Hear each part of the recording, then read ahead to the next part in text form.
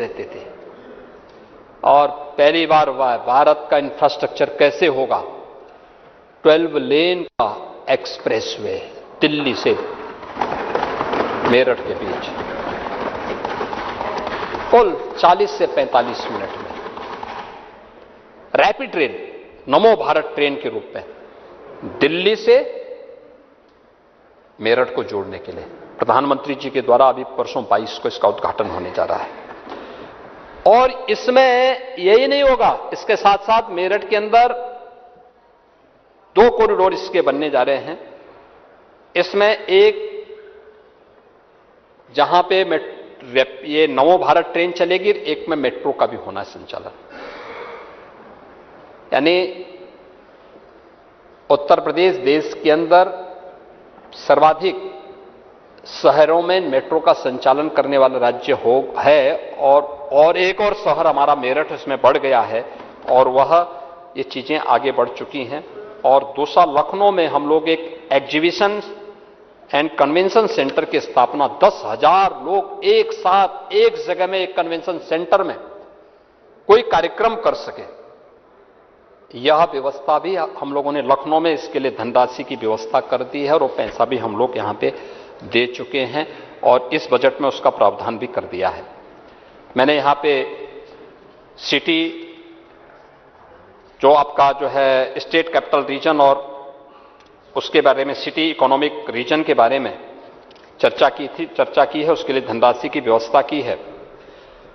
प्रदेश ने अन्य क्षेत्रों में भी जो कार्य किए हैं, खासतौर पर प्रदेश के अंदर अपनी अर्थव्यवस्था को और सुदृढ़ करने की दिशा में, जिसमें हमारे औद्योगिक निवेश के कार्य को वर्ल्ड क्लास कनेक्टिविटी के माध्यम से, जो हमारी यूपी की सेक्टोरल पॉलिसीज हैं उनके माध्यम से, जो हमारे डिजिटल प्लेटफॉर्म है और लैंड बैंक है, आज उसका परिणाम है कि राज्य बीमारू राज्य के माध्यम से उभर करके अब भारत की इकोनॉमी का एक ग्रोथ इंजन बनकर के उभरा है और मजबूती के साथ यूपी ने अपनी एक नई पहचान बनाई है।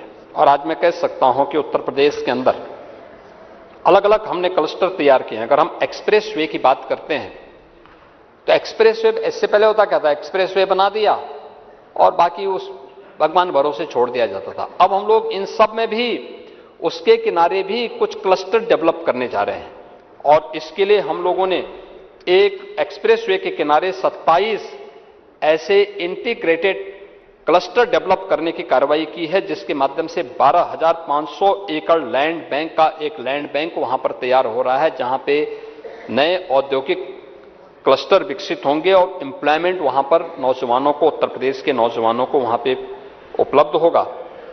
इसके साथ साथ प्रदेश के अंदर वर्तमान में विभिन्न क्षेत्रों में, पूरे प्रदेश भर में, आपने कहा कि केवल निवेश गौतम बुद्ध नगर में या अन्य बड़े जनपदों में हो रहा है, छोटे, हम लोगों ने तो प्रदेश के अंदर जो ग्लोबल इन्वेस्टर समिट किया था उसमें सभी 75 जनपदों में निवेश के कार्यक्रम को आगे बढ़ाया था। और हमारी पॉलिसी है, पूर्वी उत्तर प्रदेश में कोई करना चाहेगा तो पूर्वी उत्तर प्रदेश के लिए उसको ज्यादा इंसेंटिव देते हैं, बुंदेलखंड में करना चाहेगा ज्यादा इंसेंटिव हम उन्हें उपलब्ध करवाते हैं और लोग आ रहे हैं। आज के दिन पे हर एक जनपद में लोग इस निवेश के लिए करते हैं और प्रदेश में आज के समय में 75,000 एकड़ का एक बड़ा लैंड बैंक भी है जो प्रदेश के अंदर अपना कार्य आगे बढ़ा रहा है। निवेश मित्र पोर्टल है, सिंगल विंडो अधिनियम के साथ 65 विभागों के 4,675 अनुपालनों में हम लोगों ने यहां पे उसको सुगम कराने में सफलता प्राप्त की है और राष्ट्रीय सिंगल विंडो प्रणाली को हम लोगों ने प्रदेश के अंदर एकीकृत किया है।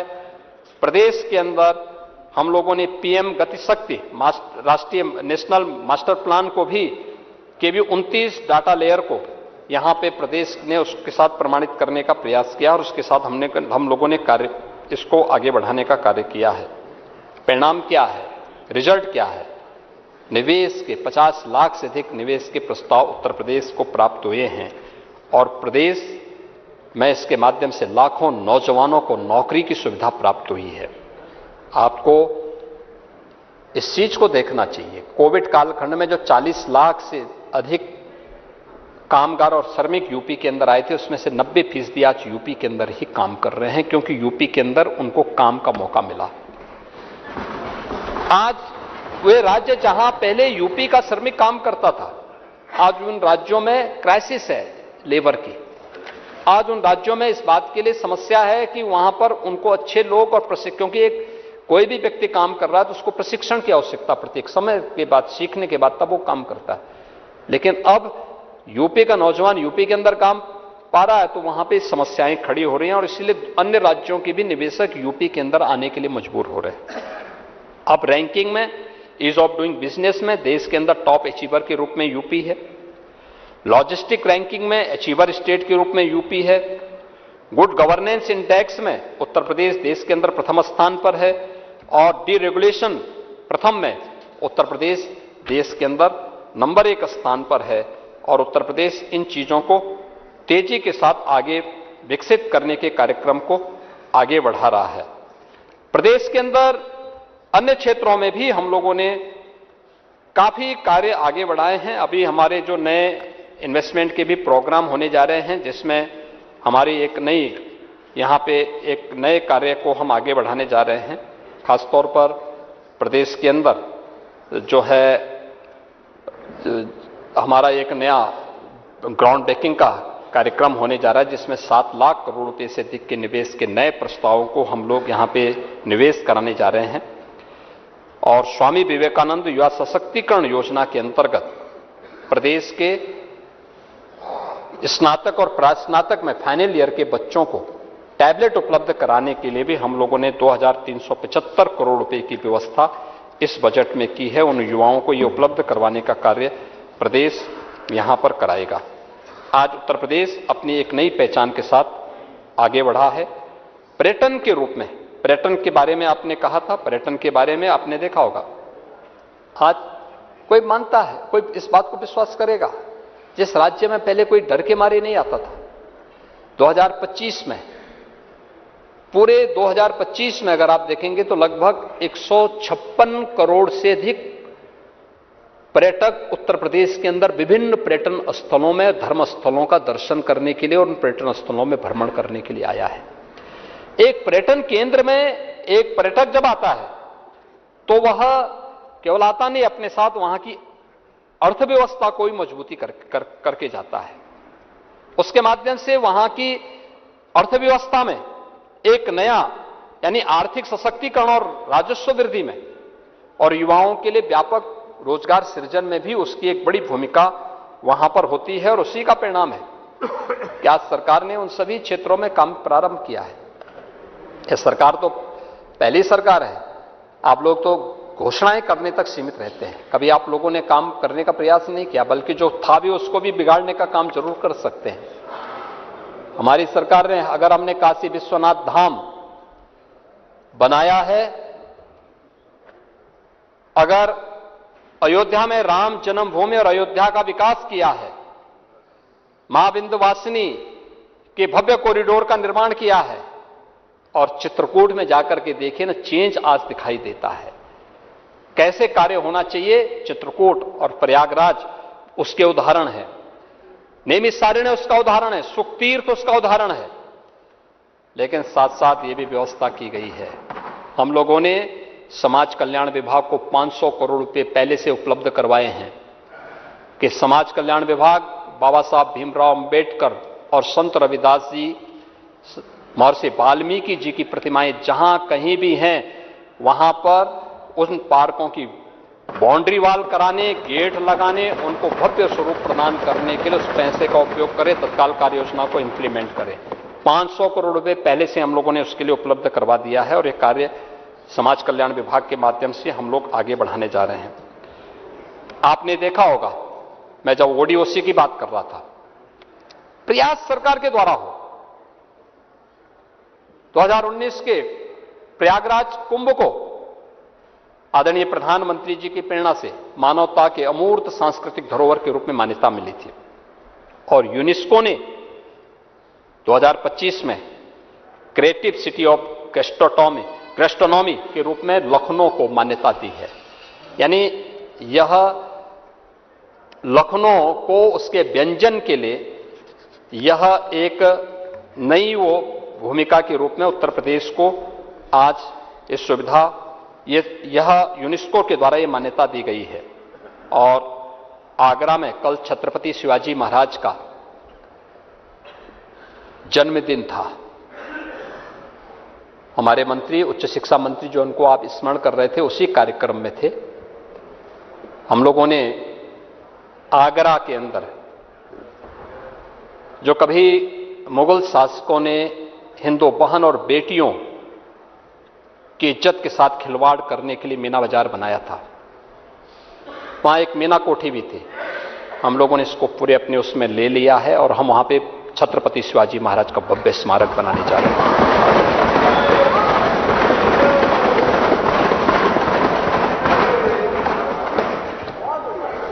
राष्ट्र नायकों का कैसे सम्मान होना चाहिए, ये जानना हो तो डबल इंजन की भारतीय जनता पार्टी सरकार से आप जानिए। छत्रपति शिवाजी महाराज राष्ट्र नायक हैं, उनका स्मारक बनेगा। आप लोग अभी भी उसी गुलामी की मानसिकता से जी रहे थे, सरकार का पैसा और आगरा में मुगल म्यूजियम। हमने कभी मुगल म्यूजियम क्या होता है जी, उसका नाम छत्रपति शिवाजी महाराज के नाम पे होना है और उसी को हम लोग आगे बढ़ा रहे हैं। वो म्यूजियम भी वहां पे तैयार हो रहा है और छत्रपति शिवाजी महाराज और राष्ट्र नायकों का ही सम्मान होगा, उनकी स्मृतिकाएं वहां पे लगेंगे। उन कार्यक्रमों को हम आगे बढ़ाने जा रहे हैं। इसके साथ ही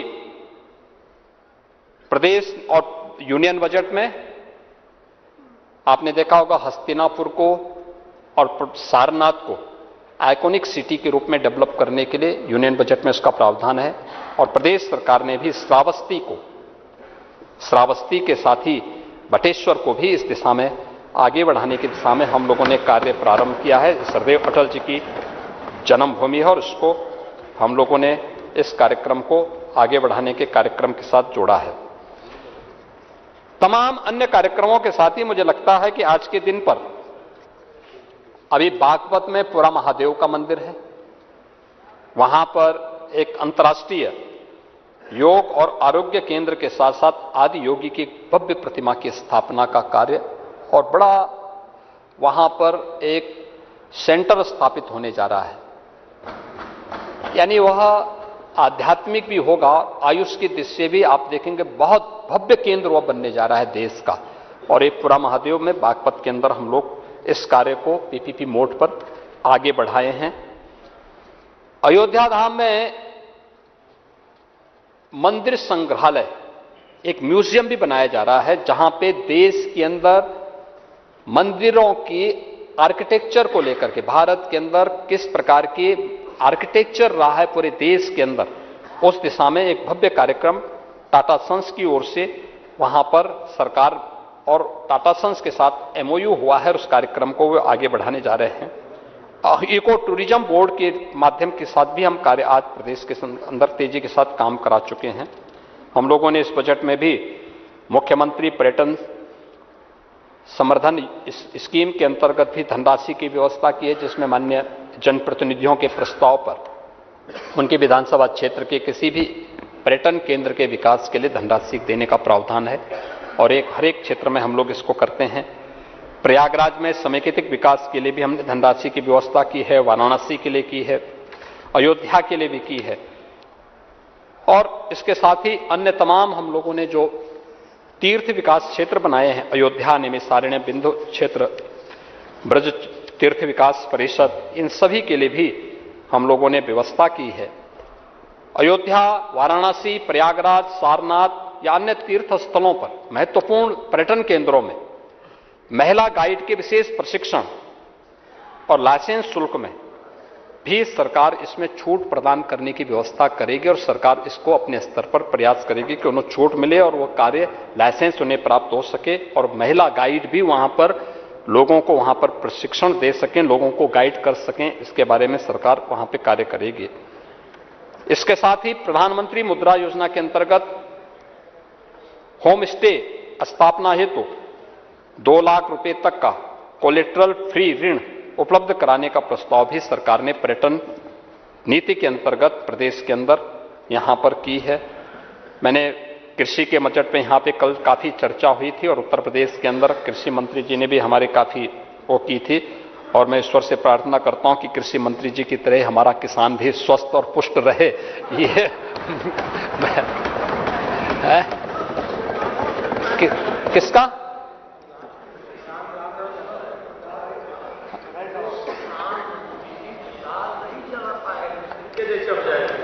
मनरेगा नहीं, अब वो विकसित भारत जी राम जी ये पहले की तुलना में ज्यादा व्यवहारिक स्कीम आई है। 25 दिन बढ़ाए। देखो पाणी जी, देखिए पहले 100 दिन का रोजगार था लेकिन कंपलसरी नहीं था, अब 125 दिन का हो गया। पहले अगर कोई व्यक्ति रोजगार चाहता था तो रोजगार चाहने पर उस व्यक्ति को मांगने पर रोजगार नहीं मिल पाता था, समय पे मानदेय नहीं मिल पाता था। दूसरा, अगर उसको रोजगार नहीं दिया 100 दिन का तो कोई भत्ता नहीं दिया जाता था। अब खेती-बाड़ी का समय नहीं है और कोई व्यक्ति कहता है गांव का कि मुझे रोजगार चाहिए, ग्राम प्रधान को उसको रोजगार देना होगा, गारंटी दी गई है, और नहीं देगा तो बेरोजगारी भत्ता देगा, यह भी इसमें गारंटी दी गई है। तीसरा, इंफ्रास्ट्रक्चर के लिए, इससे पहले होता क्या था, ये कांग्रेस ने अपने रूपी किया। जैसे कांग्रेस पार्टी है वैसे उसने मनरेगा बनाई भी थी कि गड्ढा खोदो फिर पाट डालो, यानी गड्ढा खोदो पाटो, खोदो पाटो। तो मैंने एक बार पूछा था, जब स्कीम बन रही थी, मैं सांसद था, हम लोग विरोध कर रहे थे, वे क्या बना रहे हैं सब, स्कीम बनाओ ठीक, थोड़ा व्यवहारिक हो। देखिए इससे किसान भी परेशान था, श्रमिक भी परेशान था और इन्होंने प्रोपेगेंडा बहुत किया। हम लोगों ने पूछा एक कमेटी में, पूछा भाई ये सब क्या है, अब एक गड्ढा तो एक ही बार खोदेगा, रोज रोज थोड़े गड्ढा खोदा जाएगा। तो उसने कहा साहब एक बार खोदो दूसरी बार पाटो,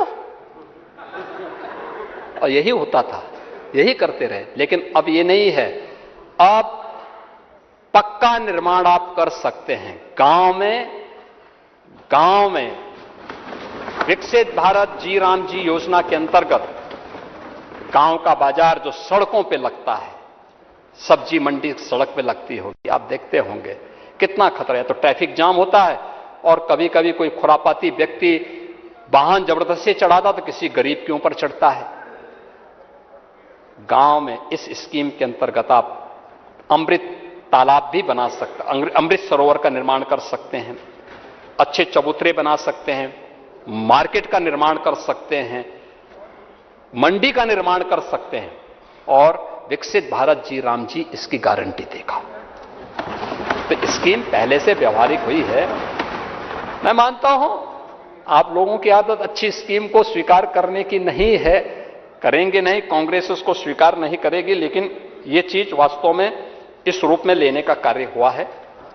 पशुधन के मामले में भी बहुत सारी स्कीम की घोषणा यहां पर की गई है और हम लोगों ने अकेले 2000 करोड़ तो निराश्रित गोवंश के लिए ही किया है, रखा है, उनके भरण पोषण पालन के लिए, और उसके लिए ही यह व्यवस्था की गई है। यहां पे ये व्यवस्था इसके साथ की गई है। इसके साथ ही नस्ल सुधार की दिशा में भी सरकार, उस दिशा में भी सरकार उसमें सहयोग करेगी, और ग्रामीण रोजगार और महिला सशक्तिकरण के लिए बकरी, भेड़, सूअर, कुक्कुट पालन, इन सब के लिए भी सरकार इसमें सहयोग करेगी। इसके साथ ही प्रदेश सरकार ने, देखिए आप हमेशा संजय निषाद जी को कोसते हैं, हमेशा कोसते हैं, पता नहीं क्यों आप उनके पीछे पड़े रहते हैं। लेकिन देखिए उन्होंने उनके समय में, नहीं मैं मानता हूं, देखिए आपकी पीड़ा में मानता हूं कि उन्होंने अपना डिब्बा बंद प्रोडक्ट आप तक नहीं पहुंचाया लगता है,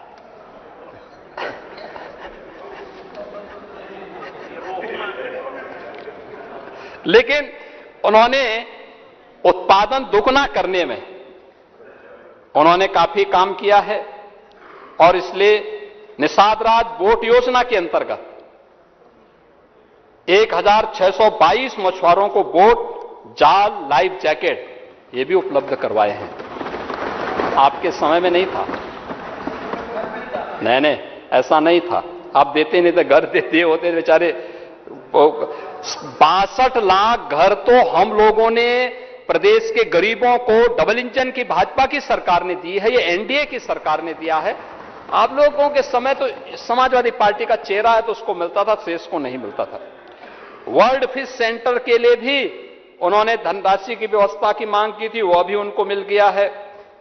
और मत्स्य बीज और ब्रूड बैंक स्थापना के लिए भी जो धनराशि की मांग की थी वह भी। फिश प्रोसेसिंग सेंटर, आधुनिक मत्स्य मंडी और इंटीग्रेटेड एक्वा पार्क, इसके लिए भी उनको 100 करोड़ की व्यवस्था इस बजट में कर दी गई है। और ये अब और मस्ती के साथ विभाग को आगे बढ़ाएंगे और लैंड लॉक्ड स्टेट में उत्तर प्रदेश को अग्रणी स्थान पर दिलाने में सफल होंगे।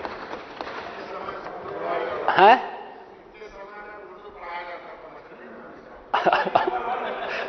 वो कह रहे हैं हम आपके समय में तो मछलियों को उर्दू पढ़ाने का काम होता था।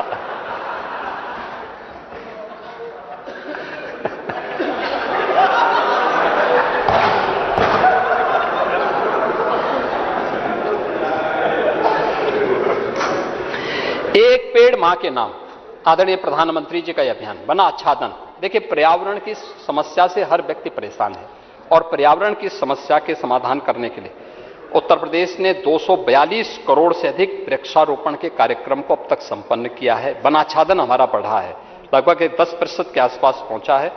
इस बार भी हमने 35 करोड़ का अपना लक्ष्य रखा है और उस दिशा में सरकार ने काफी कुछ इस पे काम प्रारंभ किया है। रानीपुर टाइगर रिजर्व, उत्तर प्रदेश में क्लीन एयर मैनेजमेंट प्रोजेक्ट को और उत्तर प्रदेश में वानिकी और औद्यानिक विश्वविद्यालय की स्थापना के लिए भी धनराशि का प्रावधान उत्तर प्रदेश में यहां पर किया गया है। और उत्तर प्रदेश इस दिशा में, ये हमारा वन विभाग ने भी इसमें काफी कार्य प्रारंभ किया है। किसानों के लिए एक बड़ी स्कीम हम लोगों ने सहकारिता के क्षेत्र में भी की है। खासतौर पर यहां पे जो हमारे जो लघु और सीमांत किसान थे, उन किसानों को जो लोन उन्हें लेने के लिए मजबूर होना पड़ता था, बहुत महंगे दाम पर मिलता था और खासतौर पर जो कोऑपरेटिव बैंक्स थे काफी महंगे दाम पर मिलते थे। गवर्नमेंट ने उसमें काफी उनको सहूलियत दी है।